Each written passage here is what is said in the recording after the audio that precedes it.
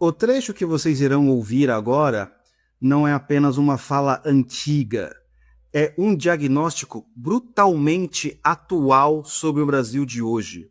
Mário Ferreira dos Santos, um dos maiores filósofos do Brasil, vai falar algo que quase desapareceu de nossa cultura: a coragem intelectual. Ele vai dizer que não nos faltam informações, nem opiniões, nem discursos. Nos faltam homens e mulheres dispostos a fazer perguntas. Ouça com atenção cada trecho, porque a cada trecho que ele for falando, eu vou comentando, como vocês conhecem aqui do React. Então, seja bem-vindo ao Oliver Talk. Eu sou o Oliver e eu irei dar o play. E mais do que nunca nos falta um Sócrates. Precisamos não de um, mas de milhares. Centenas de milhares de Sócrates que vão às praças públicas denunciar os falsos sábios. Essa frase aqui do Mário Ferreira dos Santos é muito mais radical do que parece à primeira vista. Mário não está dizendo que nos falta um grande líder, um herói, um iluminado aqui no Brasil. Ele está dizendo que nos falta um tipo humano. Quando ele fala em Sócrates, ele não está falando de genialidade, correto? Ele está falando de coragem intelectual. Pois, como vocês sabem, Sócrates não ficou famoso porque tinha respostas prontas, mas porque fazia perguntas que desmontavam falsas certezas. E o método socrático, ele é simples, mas devastador. Alguém diz, eu sei, e Sócrates chega lá, opa, peraí, o que exatamente você sabe? Por que você sabe isso? Com qual base o senhor está falando isso? É exatamente isso que hoje quase ninguém mais tolera. Ninguém mais tolera a pergunta. Então, a crise não é somente de inteligência, é de aversão à pergunta. E no Brasil de hoje, isso é bem concreto. Por quê? Fazendo uma pergunta básica já virou agressão, minha gente. Em muitas universidades, perguntar qual é o critério disso, qual método o senhor está usando, já te coloca como problema. Se você pergunta, isso é um dado ou é uma interpretação? Isso é ciência ou é ideologia? Você não recebe resposta, recebe rótulo, não é verdade? Isso não é debate, isso é imunização contra o pensamento. Eu me lembro, quando eu comecei a estudar filosofia, começou a ter protestos aqui no Brasil, acho que foi ali por volta de 2012, 2013, aquela coisa dos 20 centavos. Eu estava fazendo filosofia, meus colegas me chamaram para participar do protesto. E eu falei assim, pessoal, eu não vou participar não, porque eu não sei, não li, não estudei sobre o assunto e não quero participar. A galera ficou irritadíssima. Não, não é possível, você tem que participar e não sei o que lá. Eu falei, mas por que eu tenho que participar de algo que eu não estudei? Então, fazer perguntas é problemático, não é? E veja, é claro, eu não sou Sócrates, não estou me comparando com Sócrates, tá? Mas veja, o Sócrates, ele foi condenado por perguntar demais. Não porque estivesse errado, mas porque expunha a fragilidade intelectual dos que se diziam sábios. Toda a sociedade que começa a punir perguntas está caminhando para o mesmo lugar. Guarde bem isso que nós falamos agora, porque agora o Mário ele vai explicar quem são os falsos sábios, e aí o discurso fica ainda mais atual. Públicas denunciar os falsos sábios. Homens que vêm mostrar que essa invasão de falsas ideias, esta invasão de teorias mal fundadas, de novos erros do passado que são ressuscitados, retirados dos montes de lixo, de tudo quanto a humanidade produziu de inferior, e que volta tudo isso agora como se fosse a última palavra do saber. Nós precisamos de centenas de milhares de Sócrates para denunciar tudo isso e mostrar ponto por ponto onde estão os erros. Então vamos lá. Aqui o Mário, ele vai tocar num ponto central. Ele não está falando de ignorantes. O falso sábio não é quem não sabe, é quem acha que sabe e impede o questionamento. O falso sábio é aquele que transforma opinião em dogma. O falso sábio é aquele que chama qualquer pergunta de ataque. Isso é extremamente perigoso do que a ignorância pura, minha gente. Então, esta é a diferença entre o sábio e o falso sábio. O sábio de verdade aceita ser questionado. Ele sabe que a verdade se fortalece no debate. O falso sábio, aí ele já faz ao contrário. Ele usa a linguagem técnica, ele usa o jargão, o prestígio institucional para blindar as suas ideias contra qualquer crítica. Quando alguém chega e diz, isso não se discute, isso já está superado, isso é consenso, peraí, tá, já que você está falando tudo isso, me dê a demonstração que já está superada. Me dê a demonstração de que isto é consenso. Pois, se o cara não te demonstra, isto não é ciência, de maneira nenhuma. Estamos diante de uma autoridade sem fundamento, ou seja, é a definição de charlatão. E o Mário, ele nos chama a atenção para outro ponto importantíssimo do Sócrates e a praça pública. Repara que Mário fala em praça pública. Isso é proposital. Sócrates não filosofava em sala fechada. Ele ia à ágora, ao espaço público, exatamente porque ali as ideias moldam a cidade. Hoje, a praça pública mudou de forma. Universidade, imprensa, redes sociais, sistema educacional, etc.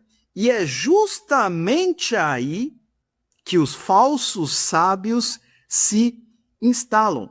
Agora, presta atenção no que vem a seguir, porque ele vai mostrar por que essas ideias falsas conseguem se espalhar tão facilmente, e a metáfora que ele usa é simplesmente brilhante. Darei o play. Onde outra vez o cepticismo e as má erva, que são as más ideias, estão invadindo o campo cultural moderno e ameaçando não corromper apenas uma cidade ou um povo, mas corromper toda a humanidade. A essa luta, a essa ação, é que eu apelo àqueles que têm um verdadeiro amor pelo conhecimento, aqueles que queiram dedicar-se ao genuíno saber, aqueles que queiram examinar não só a origem dessas ideias, mas também a falsidade dos seus fundamentos, para poder denunciá-las. São velhos erros irrefutados, com antecedência até de milênios. São erros milenares, erros que talvez tenham origem muito mais antiga e que já tenham sido refutados por ciclos culturais que nós hoje desconhecemos, pois esses erros retornam com novas embalagens, apresentando-se como se fosse a última novidade, a última criação, o último fruto da árvore da ciência. Então, são velhos erros refutados com antecedência de milênios, conforme o Mário está nos dizendo aqui. Mas ele está basicamente falando, olha, ideias erradas não morrem, elas apenas desaparecem por um tempo e depois voltam com uma outra roupa. Erro intelectual não se comporta como um vírus que some, não é que nem biologia, minha gente. Ele se comporta como uma bactéria adormecida. Sabe, o Senhor dos Anéis é que nem o Sauron. Você tá lá de boa, ele volta. Cara chato, meu, já acabamos com você. Não, eu só adormeci 3.000 anos aqui, eu vou voltar. É exatamente a mesma pegada, não é? Então, Quando ele fala de erros refutados há milênios, ele está falando de coisas muito concretas, viu, minha gente? O relativismo, conforme nós já falamos, a ideia de que não existe verdade, já foi combatido por Platão contra os sofistas. Os erros de raciocínio que hoje aparecem em debates políticos, Aristóteles já tinha classificado um por um. Nada disso é novo. O que é novo é simplesmente a embalagem. Toda ideia falsa, ela precisa de uma estratégia nova para voltar. A estratégia, normalmente, ela é sempre a mesma. Ela se apresenta como um avanço. Hoje, o erro antigo vem como? Vem com nome em inglês, para ficar bonitinho, né? Para ficar mais palatável. Vem com uma linguagem técnica, vem com gráfico colorido, carimbo institucional. E muita gente confunde complexidade de linguagem com profundidade de pensamento. E no Brasil isso aparece o tempo todo. Ideias antigas reaparecem dizendo que não existe verdade objetiva, não existe natureza humana, tudo é construção social, tudo é relativo ao contexto. O falecido Milor Fernandes dizia: quando uma ideologia fica velhinha na Europa, ela vem para o Brasil. Então, isso é vendido como maturidade intelectual, não é? Quando na verdade é regressão filosófica. Mas vem com selo universitário, vem com selo jornalístico, vem com selo de alguém que tem 10 milhões de likes na rede social. Muita gente aceita sem questionar.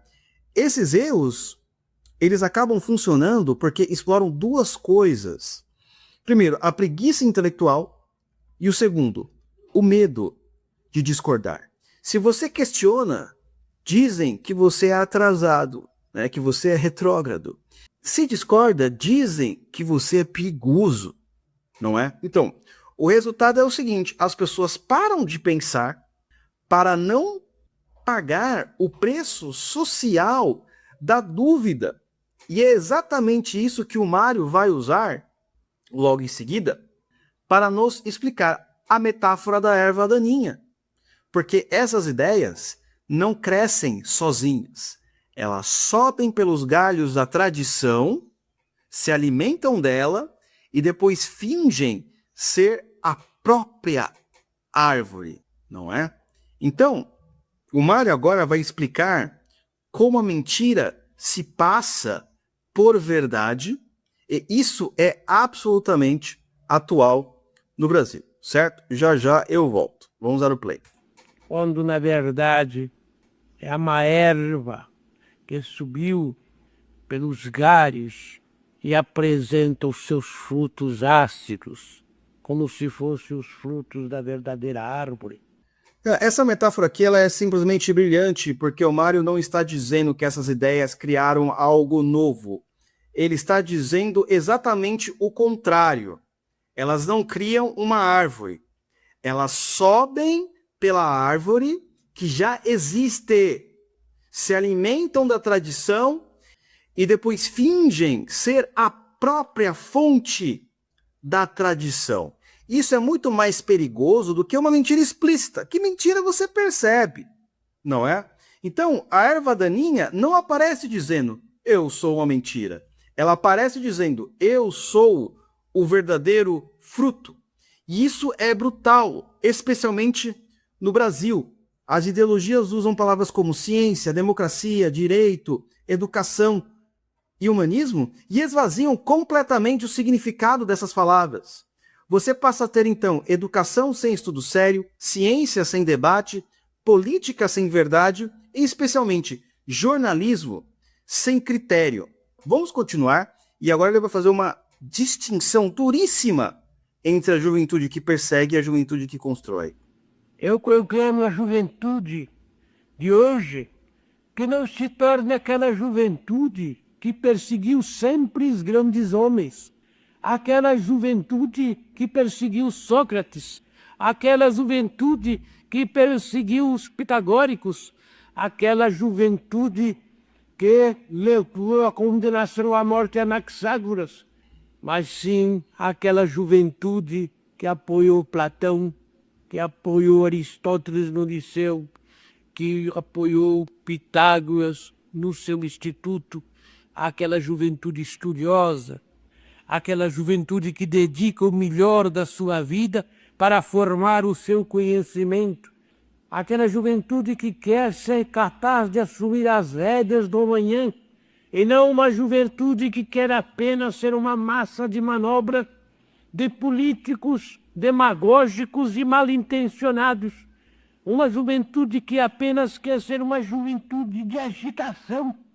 Essa parte aqui, então, ela é duríssima, porque quebra um dos maiores mitos do mundo moderno, o mito de que a juventude está automaticamente certa, está automaticamente do lado correto da história. Mário está dizendo algo muito simples, mas incômodo. A juventude pode errar e erra feio.